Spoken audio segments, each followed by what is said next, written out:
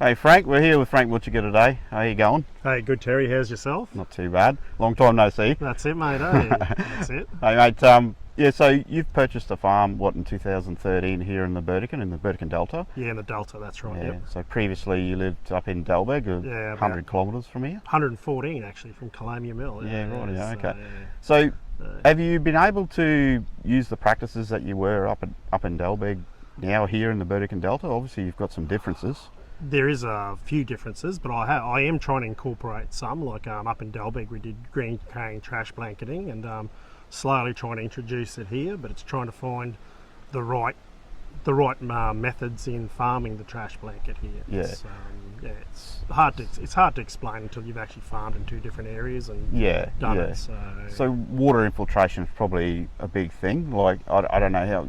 Yeah, for water infiltration, and also furrow, if I use in through the furrow, pushing the actual water through the trash, but then also if I use bore water, it's high in iron, so you get a build-up of iron on your trash blanket. So it's a bit of an issue, but working my way around it. So since you've come to the Delta, you're growing legume crops? And yeah, I've incorporated a legume system for soil health benefits, the cash flow. Yep. Mainly mung beans, or I did start off with mung beans, but this is my first year with soys. So, oh, very good. Okay. How are you finding it? They're growing well?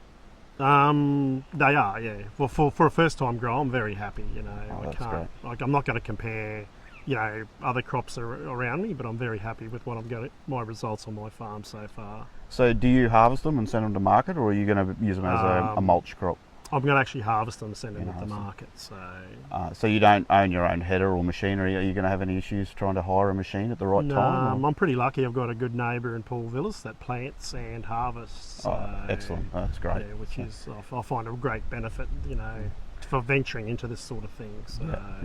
So what have you seen on your farm already in that short period of time, soil health-wise? Have you noticed any differences in your cane crop after your mung bean crops, or? Well, I did notice the different biology when I mulched. I grew mung beans first, and I did a bit of a trial, banded mill mud and bed form, planted beans in it versus not banded, and I got rained on, and so I mulched the crop. I cut the first crop for grain, and the second crop I regrew again, but then I got rained on, but I mulched it in. I noticed a lot of worm activity and all that in the soil, which means a big change in biology. And then I did strip trials, and I reduced my nitrogen down to about 118 N in plant cane, and I still cut 160 tonne a hectare. So quite a good crop considering, And, where I put 130 on, I cut 166 tonne a hectare. So, okay. So you've seen some differences across that. That's so obviously the biology is helping. That's right. Big help. So what else have you improved on your farm since you've moved there? When I come here, it was 7 blocks. I've made it into 5, and I put a recycle pit in. And I actually capture some of my neighbours' water and 95% of my own water, and I reuse that around my whole farm. And I've actually electro-shocked about 16 species of marine life, fish and all that sort of stuff. So you've actually done some tests on what marine life is actually in the waterways. Oh, that's excellent. So have you noticed that, so you actually spent a lot of money on laser levelling and developing, creating this recycle pit? That's right, that's bloody excellent. So has that been able to help you get around the paddock quicker, irrigation-wise? I've got more availability of water. I've got the recycled water, I've got bore water, I've got open water from the lower Burdekin water board, so I can apply water quicker on my crop. I've also invested into soil mapping through Trimble.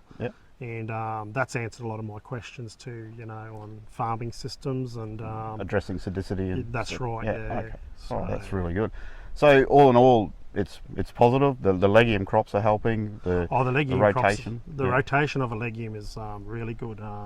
I've actually first when I got into it, it was by fluke. We got rained on one year, and I was first in my harvesting rotation, so I cut my fallow first. I put my legume in, and now I'm actually cutting half my fallow first and putting a legume in, and then in the wet season do 100% of the fallow area with a legume. So you're spreading your risk, which is probably a really good idea. That's excellent. And so it sounds like it's all working really well for you, and appreciate your time. Thank you very much, Frank. Hey, thank you very much, Terry. Good talking to you. You too, mate. Bye.